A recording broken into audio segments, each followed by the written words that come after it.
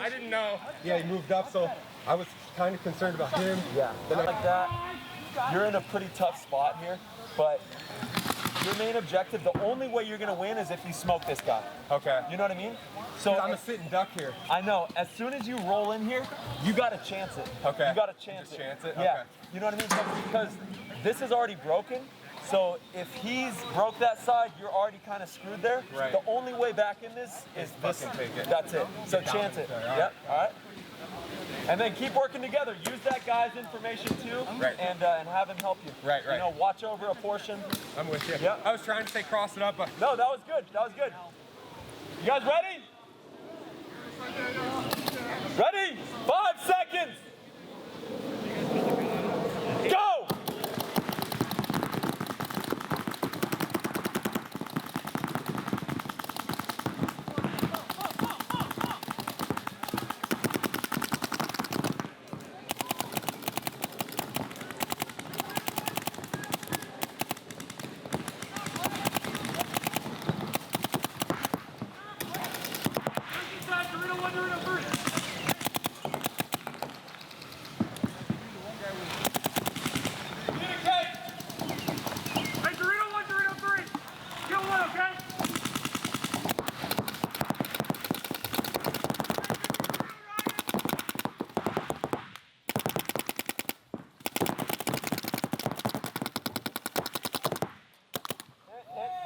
Yep.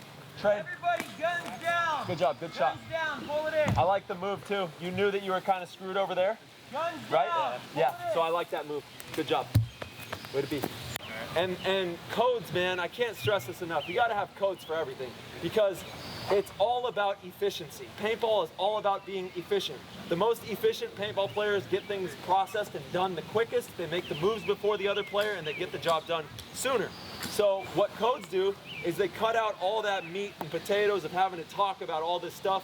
And I know that if I say champion to my guy, if it's us two over here and we lost our guy, he knows without me having to say too much, he's got to win this game. He's got to go and press it and chance it. The only way that we're going to win this is if he chances it, goes and gets that guy and flips the field on him. So let's incorporate that. Let's have that be the call. It also comes from the one. Yep. Saying to the other side, hey, champion that side. I can only do this for so long.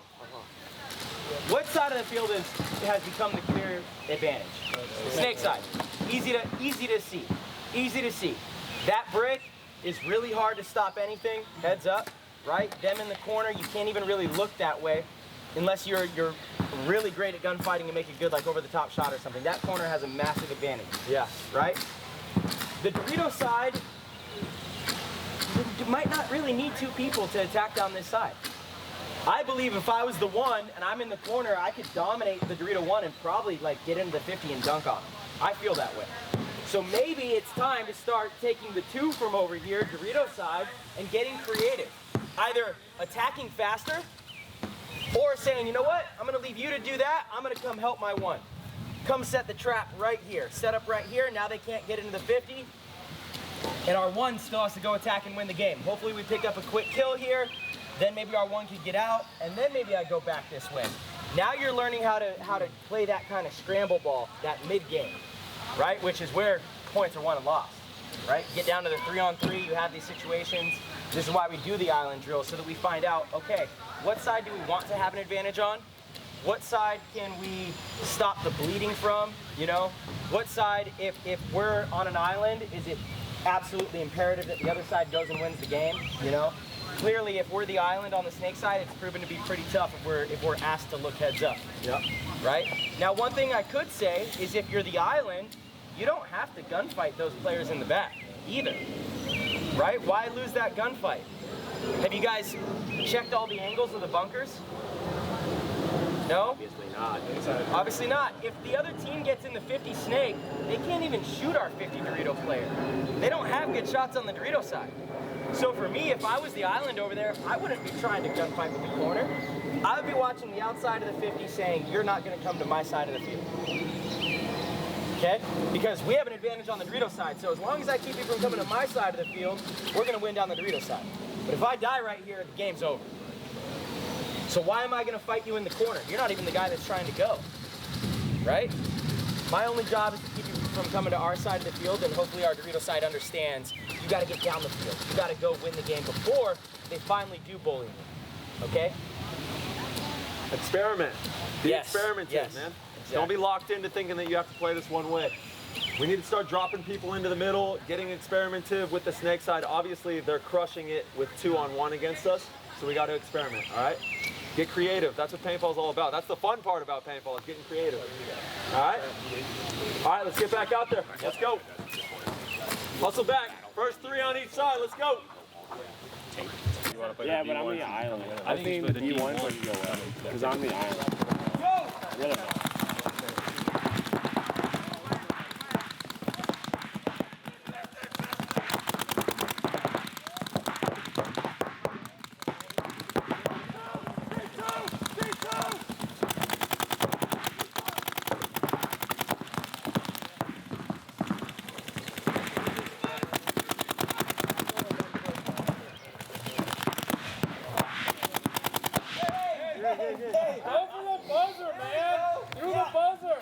That was scary. A little bit. Going for the kill. You got it. You're good. Yeah, you guys together? Yeah, I only had a hopper. So. They left you, so I said no.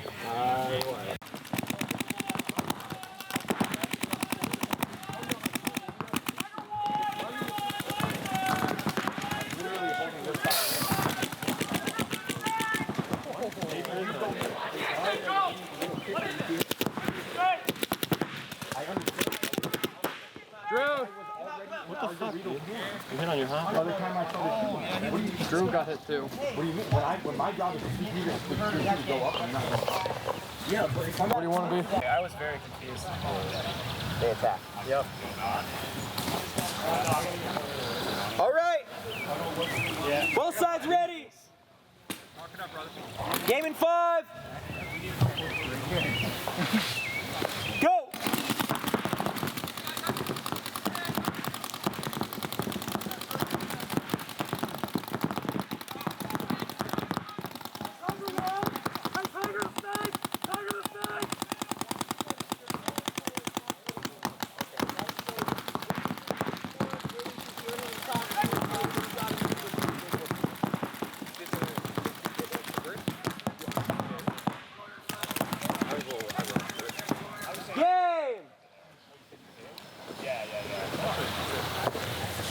Seeing what they did too. Oh, maybe it wasn't the.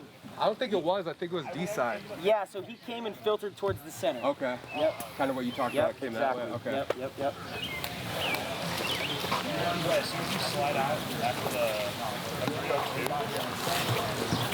Hey, Steve, we knew everything. What? Kill 2, we knew everything. I figured. I was just holding it down. Game in 5. Go.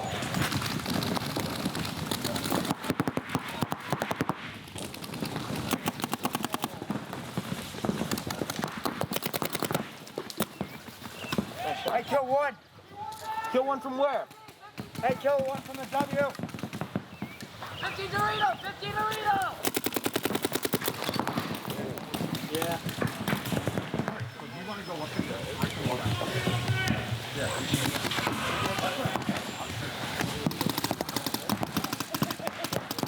His gun sounds off. It's a little fast. Fill out, right? That's kind of cheating the drill this time. Going to like win the gunfight, and then get out. Yeah. But I like the thinking because you're making the right move. That's where you want to be to slow it down. You know, absolutely. We have nobody down here. I got you. Next up. Nice job, dude. Thanks. Way to be alive back there. The only thing I can say is in the start of that game, you got to make it rain on this guy. Don't let him fill out like that. Stay focused on the tape, okay? You can't have that happen. I know. Can't have that happen. All right. Game in 5. 5, Phil. Go.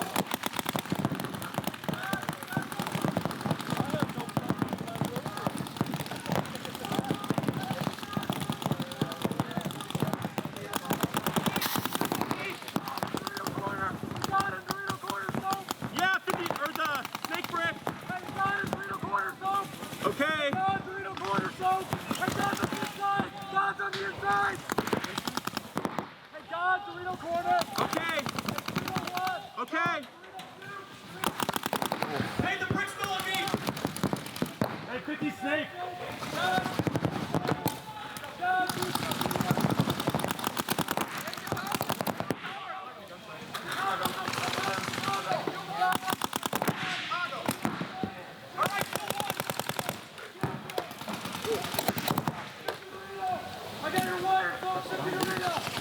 Oh yeah, I can watch it back in the car and see what's going on.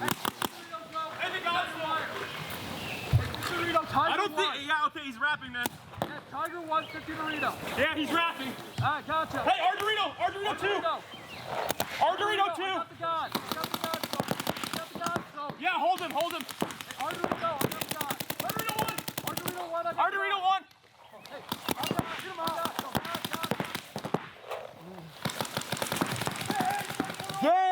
Game. Hey, fantastic job over there. So you're thinking right here of I'm not gonna gunfight. Why is that? Why was your thinking that like that when you were I just here? didn't want to die there. But so on this side you have the advantage on this side. So if I hold it. Not hold it. It's not trying to stay alive. You need to bully that player, right? Because you have a disadvantage over there. So especially when they're behind you, you got to try to win this gunfight more than anything. Shoot him and then have a chance to win. The longer you wait right here, they're going to come down that side. They have an advantage. They have a 2-on-1 situation over there, right? So you got to have that mindset. It switches. If you're the one, you can't die in a gunfight. Right? Exactly, that's what I'm thinking. But you're the two. I heard him say if you're the one, you can't die in a gunfight. You're the two, right? You have the advantage over here, so it completely changes. Now you're rolling the dice. You're trying to get in here and be a bully, right? You're trying to wild out and get that kill because if you don't win down this side, they are going to win down that side. That's how you have to think of it, you know? Okay, so if you guys get one. And that's the importance of the island drill, recognizing who has the ball. You guys have the ball here, so you gotta make that shot happen, right? Now, if you're the one, yeah, that's the right thinking. Don't lose in a gunfight, right? And also the drill we did earlier where you get in the 50 snake, it was then survive, right? The drill.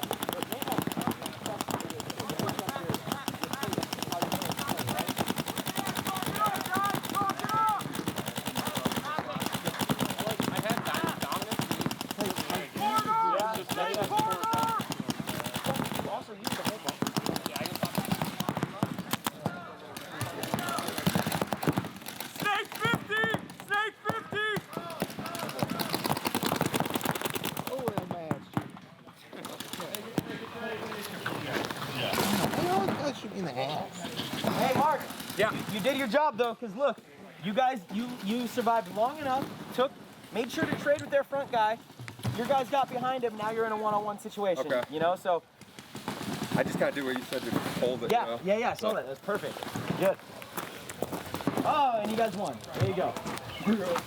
I was just like, I almost got out of fucking 20. I know. Me twice, and then I got one right there. I think. The one I saw broke out right here. I got you in the too. I was like, I thought you guys had a guy on our side on the snake. Bounce. I'm like, I thought, yeah, I didn't know there was only 2 people. That's why. Yeah. For a split second, I thought I was clean. I was like, I'm And I didn't even know I was playing against you. I didn't know you were the one down. Do you know what I mean? Do you know what I mean by that? All right, so how you doing? Who won more? What side of the field won more games that time? Now the D side. Now the D side. Yeah, I felt like it was the D side. I felt like there were definitely more points of players going and getting behind on the D side.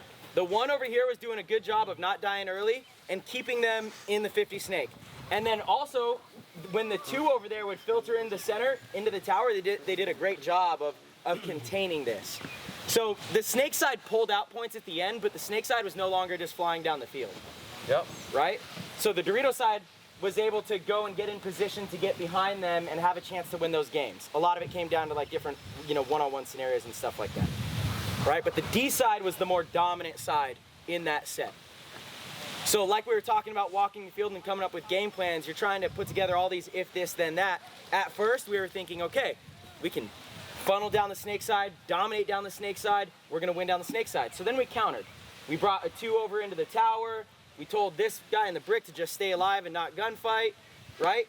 Then it evolved a little bit, and now the Dorito side was a little more dominant. So now we got to figure out if that's how a team's playing these. Now what do we do? The move now might be for the 2 on the snake side over here to go also get creative in the center and find some other opportunity. And the cornerstone to what he's saying is it's always evolving. So you go into a game with something that works until it doesn't, right? And whoever makes those switches quicker wins those matches typically. So you have your initial game set plan and you run that and you run it a couple times and it works. And then it doesn't work and you lose a point and then you lose 2 points. You got to change something quick, otherwise you're going to lose that match. That's the name of the game with paintball. It's who's making these micro adjustments quicker. Those are the best teams in the world. It's the ones that aren't cornered and locked into a way of thinking, but malleable and able to adjust on the fly. And really, paintball is like a dance, man. You got to be dancing and feeling what's happening. The energy's pushing this way, okay, we're going to do this. If it starts to move like this, then we go this way. And you got to be ready to read it on the fly. The best teams in the world are doing that. So really start to process it like that, like, yo, yeah, this is going to work for a couple points. But just like we said with the Bob Long episode, Bob Long was always thinking, how can I beat what I'm doing? And then once they beat that, how can I counter that? You got to be thinking a couple steps ahead, always, you know, otherwise something's going to happen. What was working isn't going to work, and you're going to be trying to figure it out on the fly, and it's too late by that point. So we got to start thinking ahead a little bit, okay? So it all starts with communication, right? Like that last point you got all the way up into whatever we're calling this second little snake here, right? You recognize that the tower is the one putting pressure on you. So if I'm in the corner and I get that information from you, I now know, because I already have I'm painting the picture, right? That's what we're constantly doing. We're trying to paint a full picture, a full scenario of what's going on. I know they had 2 on the Dorito side. I know they have 1 on the snake side. Our advantage is on the snake side. Well, guess what? Their 2 on the Dorito side decided to come and dedicate his gun your way. So if you can get that information to me, now I have the opportunity to say, okay, you know what? Stay alive. I'm going to leave you on the island now. I might shift all the way back over with my Dorito player and go try to go on the attack Dorito side because now they're weak over there. Where they had the dominance, he's looking inside. So if I go over and help my 1, now we have a 2-on-1 on that side and maybe we could turn the field that way. Yeah. Right? And that's a big cross-field move. It takes a lot of teamwork, a lot of communication, a lot of trust, a lot of understanding the situation. But if I want to go win a point, you best believe I might try to do that instead of just trying to go one way, which we know they're waiting for. Yeah. You've got this player that's watching the outside. You've got the tower that's dedicated to not letting you even get into the 50. Why are we going to try to bully through that now? There's another path. There's an easier resistance to go. So you want to recognize that and say, hey, okay, you're on the island now. Just stay alive. Don't die over here. They're waiting for us to come bulldozing down this side. I'm going to go around, maybe go up in the center, block someone out, pick up their Dorito guy attacking, and then go make a move. Right? There's other opportunities on the field. But you got to recognize it. It's all about pattern recognition, right? And so we're creating these patterns for you, which makes it a lot easier, obviously, to recognize the pattern. We're telling you the pattern is to go fast down the snake side, then we're pulling the body from that side of the field, right? Now we're also giving you the next step of it. But this is how you want to be looking at the game. And that's why this island drill is one of the best drills. It's probably the drill that I know we do on Dynasty the most out of any of the drills because it just highlights so many different holes in game plans and situations. And it's what everyone gets to, right? Off the break, you get a kill, lose a body, 4-on-4. It always comes down to a 3-on-3 or a 2-on-2, right? It always comes down to these situations. Yeah. So figuring out how to play the scramble ball in these situations, those are the teams that win. And hands down. The teams that hustle the hardest as well, like, say you do lose a point and you recognize something, hustle your ass back to your coach so you can give him good information so that he can make good decisions as well. We don't want you moping off, walking back to the pit slow and then back slow out to the box because you're wasting all that time where we could be processing things and putting it together. So in everything that you do, be hustling, have a sense of urgency so that you can get that good information to your coach and they can make good adjustments, or you can get good information to your teammates so that you can make those adjustments. Every second is so valuable when you're playing a match in a tournament. You got to really hustle off the field, hustle on. I know I always try to get to the box with 30 seconds left on the clock so that I can watch them walk out. I can talk with my teammates. We can make sure that we have things dialed in perfectly, because every single one of those micro adjustments, we're making them up on the fly, just off of a read. And we need you guys to start thinking about how you can start reading the game, painting that picture, and making good decisions off those reads. All right? So let's get smart out here. Let's get creative, and let's have fun with the process. Throw that ball around, pass the ball, get creative, and obviously if something is working for them, let's use it against them. Let's use what's working for them against them, right? Outsmart the other team. That's what this is all about. Outsmart them. All right, guys, let's get back out here. Let's keep going. Yep, paint in there and back on the field. Let's go, boys. Hustle back out. Get that paint in there. There we go. Yahtzee.